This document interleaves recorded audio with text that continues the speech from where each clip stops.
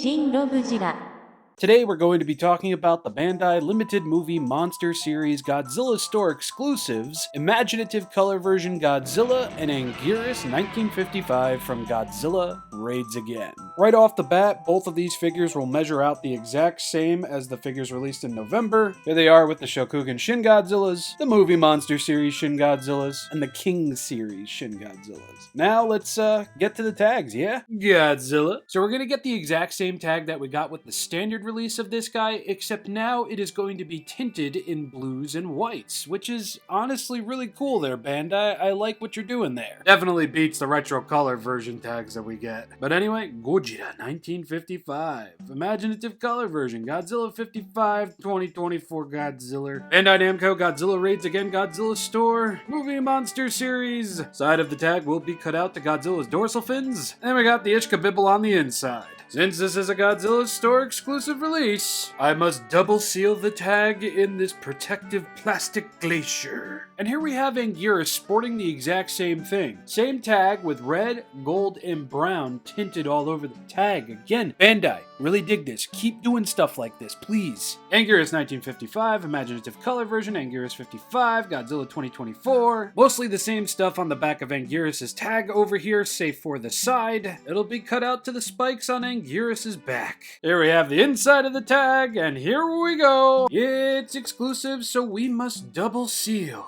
And by we, I solely just mean me, because this is something I like to do. I am in no way enforcing my preferences onto all of you. You can either take the tags off, keep them, sleeve them, or not sleeve them. Doesn't matter to me. Again, it's just something I like to do. Alrighty, up first, let's talk about Godzilla. And, ooh, boy, look at all of that lovely silver on his face and head and neck. This is what I'm talking about, Bandai. Taking ideas from way long past, bringing them into the modern day, and just crushing it. Don't worry, there'll be a comparison a little bit later on in the video, but for now, Godzilla's paint and detail is utterly fantastic. The silver, the whites, the blues, the metallics strewn about and such, it all just flows so very beautifully. This chalky, all-white paint bringing out all of the details of Godzilla's feet moving into his thighs and his stomach and chest region. Look at all that lovely detail. Look at all that lovely blue paint on his chest. Oh my god, I love it. This might be a bit of a messier thing, but I really do like how the blue just kind of creeps up into his neck. It just looks cool. Very big fan of the blues on his shoulder blade and on the upper part of his thigh with a little bit of silver mixed in there. Just totally pulls it together. I have no idea what that little dot is, but the white paint on this guy's hand just absolutely brings it out. It's just nice and bony and detaily. Same for the white on his gut. The feet, I feel, look really, really good. Absolutely helps pop all of those fantastic details out of there. Speaking of his feet, on the bottom of his feet, we're going to see Bandai China, numbers, numbers, numbers. And then we're going to see Trademark and Toho Company Ltd, but no Godzilla 1955 like on the original. And further proof that this is a whole new sculpt and not a reissue. I think a couple of people were confused by what I was trying to say. How? I don't know. But the 55 we got back in November, and this guy right here, all new. I'll show my work once more a bit later. I just love the way these blue streaks look on the top of Godzilla's head, and I love that they just fall on down to the side of his dorsal fins, all the way to his tail. Granted, not everything is matching up, but that is perfectly fine, because the silver and blue on this tail, which will travel all the way to the tip, just looks fantastic, and it's super translucent too. Look at that. See? You can see my finger. Very cool. Very basic detailing on the bottom of the tail. And now for the dorsal fins. They're mostly the same as what we got last time, it's just now they're translucent and covered in blues. And oh my god, look what happened here. Yeah, it looks like the blue paint didn't take too well to these over here, but that bubbly look looks pretty cool, not gonna lie. Not a cope, just being honest. The detail on the dorsal fins will remain the same. I just really do dig the entire color palette going on here. White at the root with darker blues as it crawls up to the top of the dorsal fins. Hell, I actually don't even mind that the sides of the dorsal fins on the opposing side aren't painted fully blue. It just kinda works. Bandai's laziness making something work? Go figure. Now don't get me wrong, a lot of this silver was indeed present on the original figure, it's just here it feels all the louder. Pops the details, it's extremely noticeable this go around, and more so over, it definitely communicates what Bandai were trying to do back in the day. Bro was buried in a glacier under pounds of ice and snow. You'd be looking pretty blue dabba-dee-dabba-die too. Godzilla's gonna get 2 solid stars for paint and detail. This mold is absolutely beautiful, and with this colorway going on, it's even better. Now, articulation. Full rotation at the arms, full rotation, at the legs, nothing at the tail, nothing at the head. Absolutian solid star worthy. I really wasn't expecting any new articulation. Look at this guy.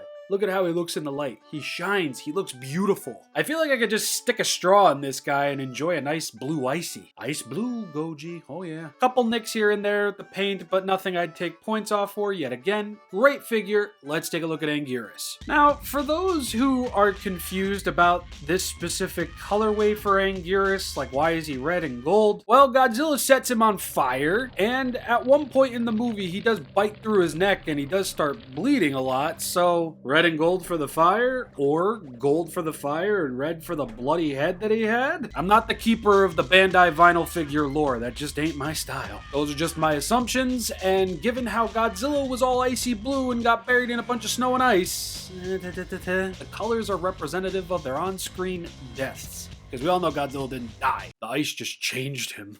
Anguirus, I think, looks absolutely awesome. He might not be as translucent as Godzilla. I feel like you can slightly see my finger moving back there. Oh, definitely with the neck over here, for sure. But the details are still fantastic. The paint is surprisingly on point for his teeth and horns. I'm glad they did this mold some justice. Sure, it kind of sucks that his colorway is representative of how he died in the movie. I don't care who you are, where you're from, or what you did, but this dude just looks metal as fuck. And I'm a pretty big fan that Bandai employed the same methods going on here. Brown arms painted red, looks good. Translucent upper half of the body, looks good. You can definitely tell that the upper part of the body, especially over here, is actually translucent because that is not all paint. The red ends midway through his body as a whole, and just look at all that. The detail, the paint, the bloody representation of Angugu dolls. He just looked good. Now we've got the golden scalp scraper of death on his back, and I really like how you can see the inklings of that translucent vinyl just slowly transforming into gold, and oh boy, let me tell you, this gold is gaudy, it is obvious, it looks fantastic. It's not painted on the underside, but I don't care because this looks so friggin' good and flashy and awesome. And the best part about this gold is that they follow up with it on Anguirus' tail. And what I love the most about this, ironically enough, is the fact that yes, it's painted all the way to the tip of the tail, but on the underside, it's just all brown. I like that. That two-toned nature that Bandai was trying to pull off here, I think they absolutely did pull off. The detail is loud and exuberant, the gold helps it pop nice and loud. What else is there to say? Underside of the tail moving into the legs and the thighs and the crotch over here, it all looks great. I really like how the scales on his thighs over here feel almost two-toned. As you can see, it's darker in the center and lighter around the rims. Very cool. Was it intentional? Who knows? Who cares? His toes are painted. All of them. Every last one of them. And the inside of his mouth isn't burgundy. It's just bright fruit, punchy, and red. We do got a little bit of a spooch over there, though, but the teeth look fantastic. Not one tooth out of bounds. He'd be looking real good. Potent honk nut. I'm gonna give Anguirus over here another 2 solid stars. It's a damn fine repaint of a damn exquisite mold that Bandai put out last year, and I really can't complain. Articulation. Still nothing at the head. That's fine. There will be rotation at the arms over here, trying real hard not to scrape off that gold. You will be able to move the legs all the way around just like that. And you will also be able to fully swivel Anguirus' tail. There you go. You know the ins and outs of bloody burning Anguirus. Now it's time to compare.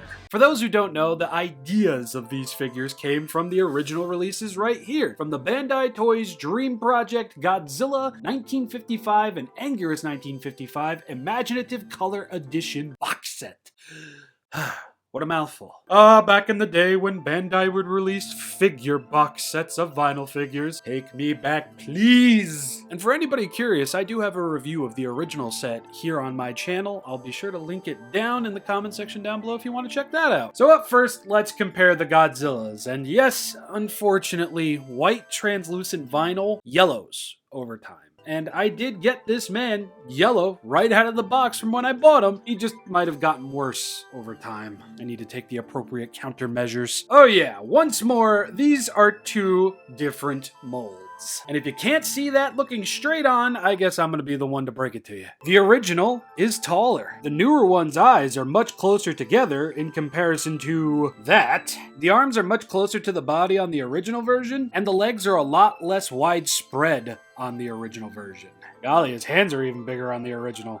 But look at this! Teeth are more visible on the new one, not so much on the original. What else can I possibly say to make this a little bit more obvious? The dorsal fin plugs are essentially exactly the same, although very obviously redone. But yeah, for the most part, these are two different figures now. It's not the same mold, it's not a reissue, it's a whole new thing. The only thing even remotely reissue-ish about this guy is simply the colorway. Other than that, nothing else. And take a look at this tag. I hate this tag so much just because it is a one-sided tag. Something that really doesn't happen anymore. It's a figment of the past, but yeah, there you go. This time, instead of being in all black and white, Bandai actually made the tag a little bit more representative of the figure's essential colorway, and I really do like that. I can understand why people thought this guy would be a reissue of this guy, but I'm giving you the tools of the trade here. It's a whole new figure. Yeah, it's the same figure from November, but in comparison to the Memorial Box version, it's a whole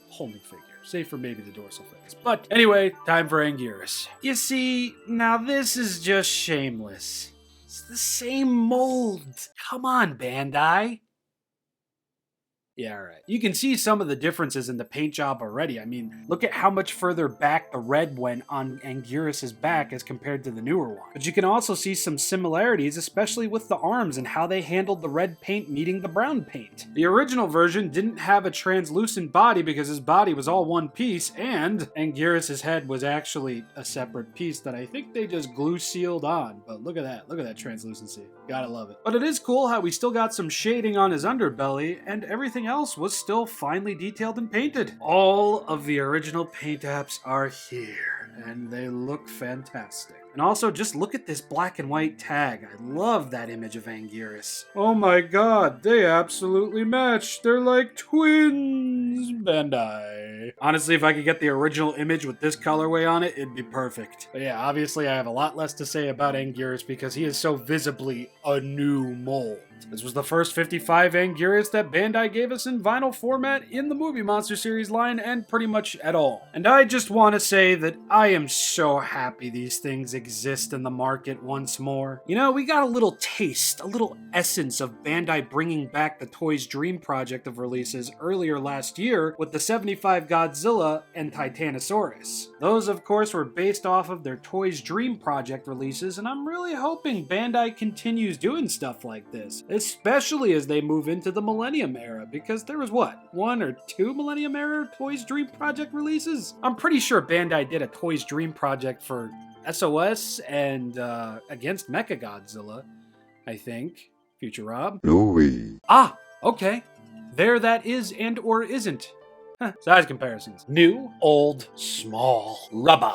Fred Muscle King. Trendmasters. Bandai Premium Kaiju Bengaichi Godzilla 1954 poster color version. Big Mac. Take it in, friends and neighbors. We are living in a timeline where we have not one, but 2 new releases of 1955 Godzilla and Anguirus, celebrating the designs as a whole and celebrating a long defunct box figure line thing, Toys Dream Project. Yeah, that.